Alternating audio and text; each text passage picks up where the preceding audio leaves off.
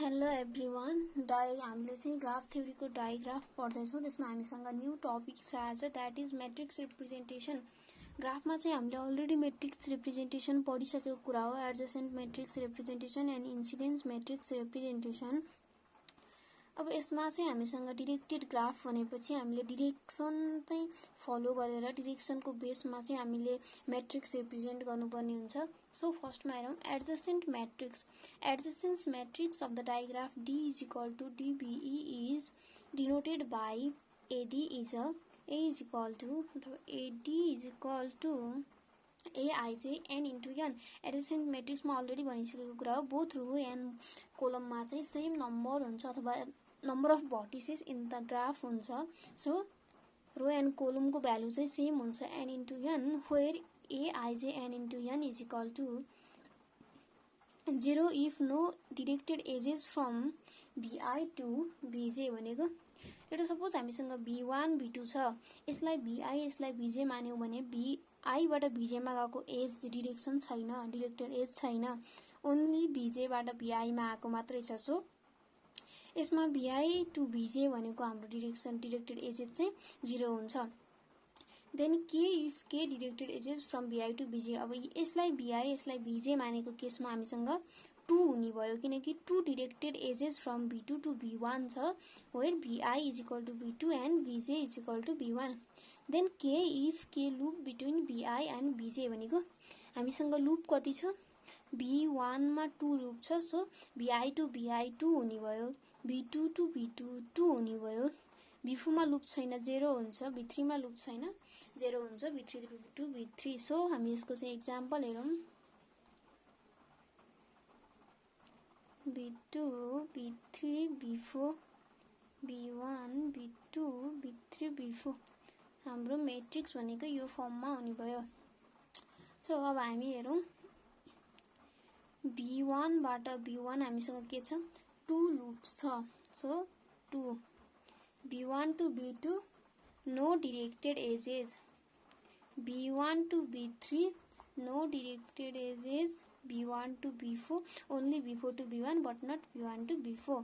then b2 b1 b2 to b1 1 2 directed edges, b2 to b2 2 loops, b2 b3 0, b2 b4 0, b3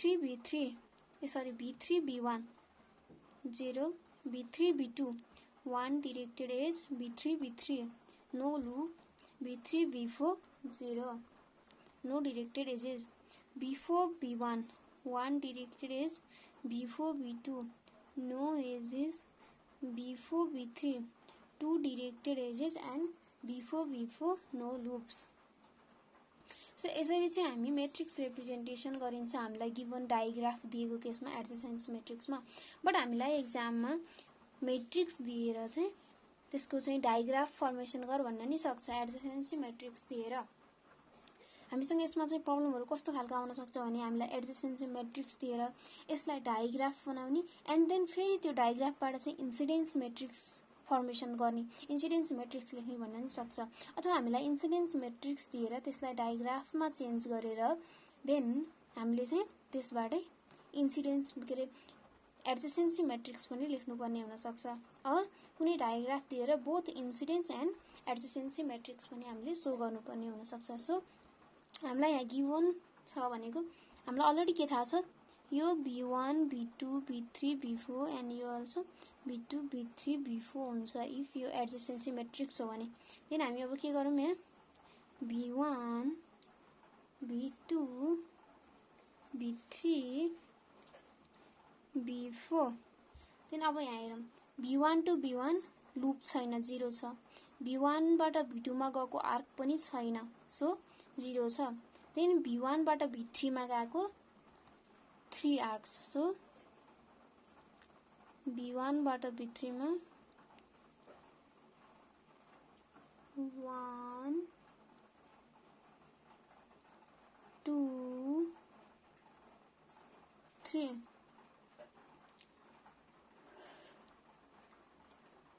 then हामीसँग अब b2 बाट b1 मा 2 b2 बाट b1 मा 2 so B2 to B1 arc यता आएको हो हैन B1 बाट B2 मा गएको आर्क थिएन B1 इनिशियल भएको बट B2 इनिशियल भएको हामीलाई गिभन छ देन B2 B3 मा 1 B2 बाट B3 मा पनि 1 डिरेक्टेड आर्क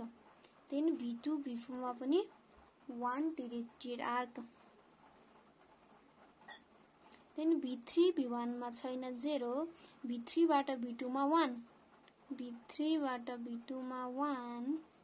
B3 बाट B3 मा 0 B3 to B4 1 now B4 B1 छैन 0 B4 B2 मा 1 B4 बाट B2 मा गएको 1 B4 बाट B3 मा गएको पनि 1 and B4 मा 2 loops hence हामी गिवन एडजेसेन्सी मैट्रिक्स दियो भने त्यो एडजेसेन्सी मैट्रिक्सलाई यसरी हामी डायग्राफमा चेन्ज पनि गर्नुपर्ने हुन्छ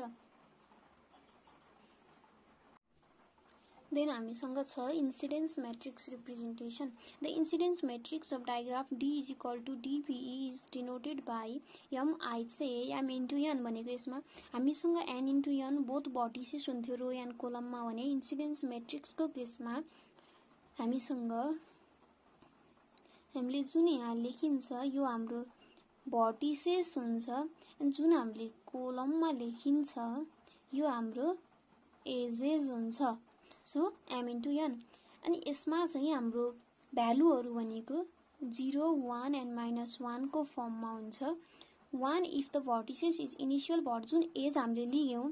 यदि त्यो भर्टेक्स BI चाहिँ यो EJ भन्ने एज को इनिशियल भर्टेक्स हो भने 1 टर्मिनल भर्टेक्स हो भने -1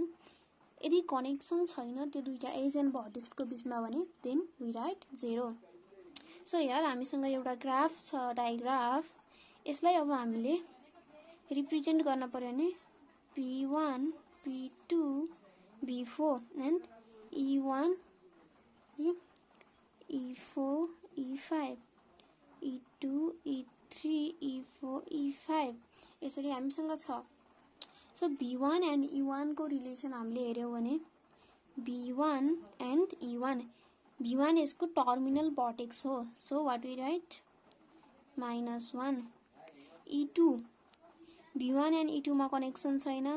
B1 and E3 मा पनि कनेक्सन छैन B1 and E4 मा पनि कनेक्सन छैन एन्ड E5 को केसमा पनि B1 टर्मिनल भर्टेक्स हो so -1 then B2 and E1 B2 को लागि E1 को लागि B2 initial vertex B2 and E2 को लागि पनि इनिशियल भर्टेक्स B1 E3 को लागि पनि initial vertex sorry B2 then B2 र E4 मा नो रिलेसन B2 र E5 मा पनि no relation then B3 E1 no relation B3 E2 no relation B3 E3 को लागि B3 terminal vertex so -1 E4 को लागि B3 initial vertex and E5 सँग नो रिलेसन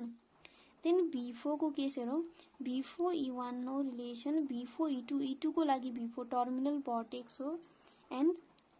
E3 मा नो रिलेसन E4 को लागि पनि टर्मिनल भर्टेक्स एन्ड E5 को लागि it is initial vertex hence हामीले यसरी चाहिँ इन्सिडेन्स मैट्रिक्स रिप्रेजेन्टेसन गरिन्छ हामीलाई यो जुन इन्सिडेन्स मैट्रिक्स दियो भने यसरी हामीलाई मैट्रिक्स दियो भने यो मैट्रिक्सको थ्रुले त सपोज हामी एउटा सिम्पल एक्जाम